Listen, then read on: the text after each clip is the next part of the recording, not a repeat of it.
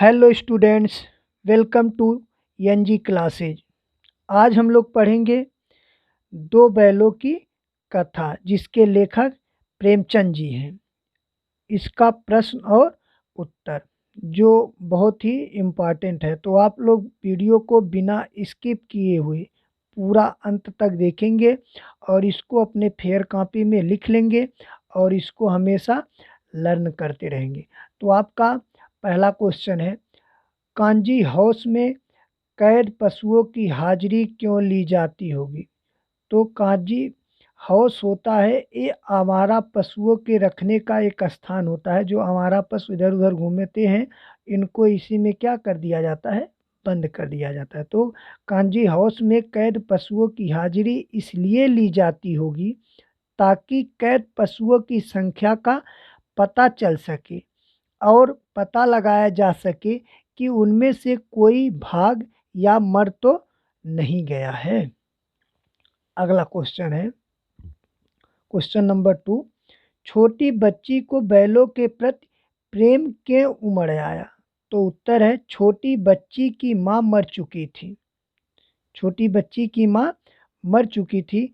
वह माँ के बिछुड़ने का दर्द जानती थी, इसलिए जब उसने हीरा मोती की व्यथा देखी तो उसके मन में उसके प्रति प्रेम उमड़ आया।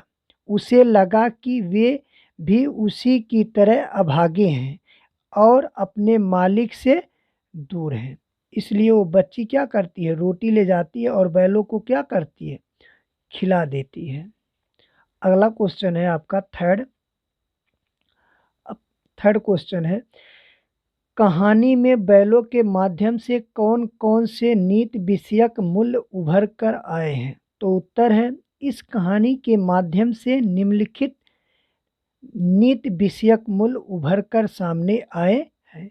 तो पहला है, फर्स्ट नंबर, विपत्ति के समय हमेशा मित्र की सहायता करनी चाहिए। मतलब इस कहानी के माध्यम से कौन कौन से अच्छे आपके मूल्य उभर कर आए हैं? तो पहला आपका है, विपत्ति के समय हमें इस कहानी से ही शिक्षा मिलता है कि हमें विपत्ति के समय हमेशा मित्र की सहायता करनी चाहिए। दूसरा, आज़ादी के लिए हमेशा सजग एवं संघर्षशील रहना चाहिए। थर्ड नंबर है, अपने समुदाय के लिए अपने हितों का त्याग करने के लिए तैयार रहना चाहिए। चौथा है, आज़ादी बहुत बड़ा मूल्य है, इसे पाने के लिए मनुष्य को बड़े से बड़ा कष्ट उठाने को तैयार रहना चाहिए। यदि आपको आज़ादी चाहिए, आज़ाद रहना है, तो आपको बड़े से बड़ा कष्ट उठाना पड़ेगा। यदि आप किसी समुदाय किसी समाज में रहते हैं तो वहाँ पे उनके हितों का त्याग करने के लिए आपको तैयार रहना चाहिए। कोई परेशानी में है तो उसका क्या करना चाहिए, मदद करना चाहिए। अगला है, क्वेश्चन नंबर 4 है आपका। क्वेश्चन नंबर 4 है, प्रस्तुत कहानी में प्रेमचंद ने गधे की किन स्वभावगत विशेषताओं के आधार पर उसके प्रति रूढ़ अर्थ मूर्ख का प्रयोग न कर किस नए अर्थ की ओर संकेत किया है? तो प्रेमचंद ने गधे की, उत्तर है इसका, प्रेमचंद ने गधे की सहनशीलता, सीधेपन, क्रोध न करने, हानि लाभ सुख दुख समान रहने आदि गुणों के आधार पर उसे बेवकूफ़ के स्थान पर संत स्वभाव का प्राणी करार दिया है, जो बहुत अधिक सीधेपन के कारण सामान के पात्र नहीं समझा जाता। अगला क्वेश्चन है, क्वेश्चन नंबर 5, किन घटनाओं से पता चलता है कि हीरा और मोती में गहरी दोस्ती थी? तो उत्तर है, हीरा और मोती दोनों बैलों में गहरी दोस्ती थी। कहानी के कुछ प्रसंगों के माध्यम से यह बात स्पष्ट होती है।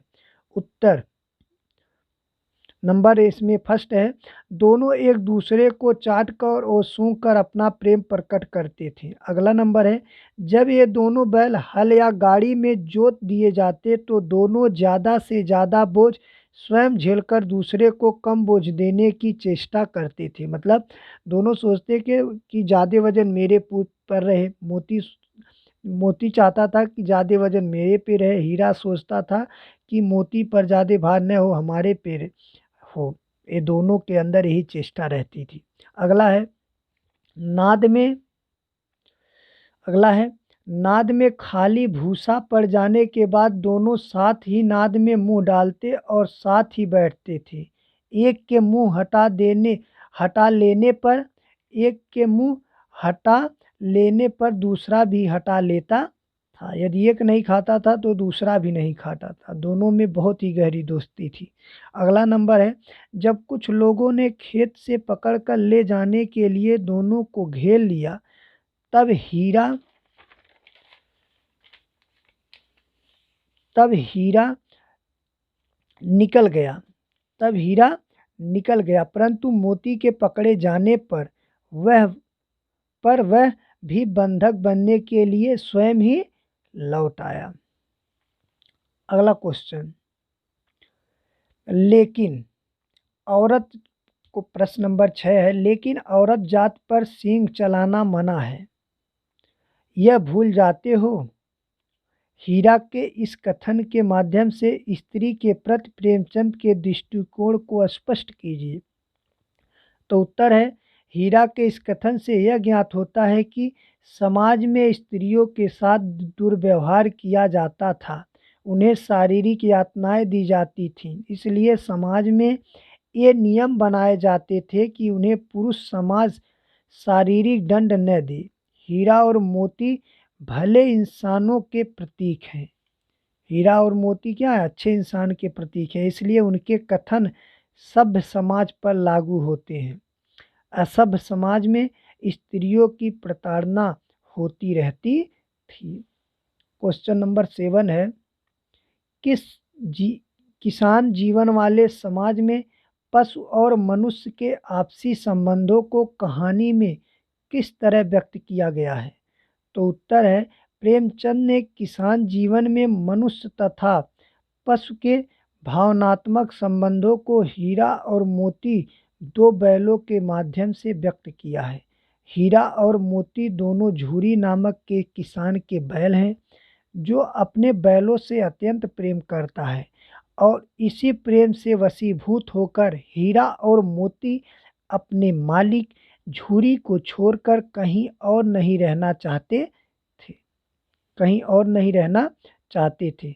इससे यह स्पष्ट है कि पशु भी स्नेह का भूखा होता है, प्रेम का भूखा होता है। जानवर भी प्रेम पाने से वे भी प्रेम व्यक्त करते हैं और क्रोध तथा अपमान पाकर वे भी असंतोष व्यक्त करते हैं।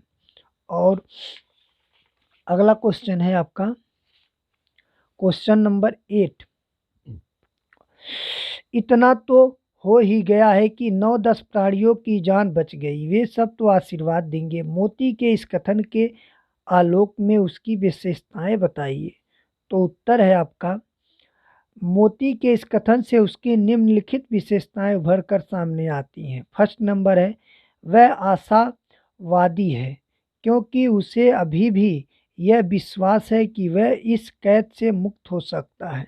अगला नंबर है वह स्वार्थी नहीं है, स्वयं भागने के बजाय उसने अन्य सभी जानवरों को सबसे पहले भागने का मौका दिया। क्वेश्चन नंबर आपका 9 है आशय स्पष्ट कीजिए। क्या है? अवश्य उनमें कोई ऐसी गुप्त शक्ति थी जिससे जीवों में श्रेष्ठता का दावा करने वाला मनुष्य वंचित है। तो इसका उत्तर क्या है इस आशय का? हीरा और मोती बिना कोई वचन कहे एक दूसरे के मन की बात समझ जाते थे। प्रायः वे एक दूसरे से स्नेह की बातें सोचते थे। यद्यपि मनुष्य स्वयं को सब प्राणियों से श्रेष्ठ मानता है, किंतु उसमें भी ये शक्ति नहीं होती है। क्वेश्चन नंबर आपका 9 का ख वाला आशय, उस एक रोटी से उसकी भूख तो क्या शांत होती, पर दोनों के हृदय को मानो भोजन मिल गया। तो इसका उत्तर है हीरा और मोती गया के घर बंधे हुए थे। गया ने उनके साथ अपमानपूर्ण व्यवहार किया था, इसलिए वे क्षुब्ध थे, परंतु तभी एक नन्ही लड़की ने आकर उन्हें एक रोटी ला दी। उस रोटी से उनका पेट तो नहीं भर सकता था, परंतु उसे खाकर उनका हृदय जरूर तृप्त हो गया। तो ये था दो बैलों की कथा का क्वेश्चन आंसर। तो आप लोग वीडियो को पूरा अंत तक देखिएगा। यदि वीडियो आप लोगों को अच्छा लगे तो इसको लाइक करें, शेयर करें अपने दोस्तों के पास, और यदि आप नए हो तो चैनल को जल्दी से जल्दी सब्सक्राइब कर लीजिए। शुक्रिया, धन्यवाद।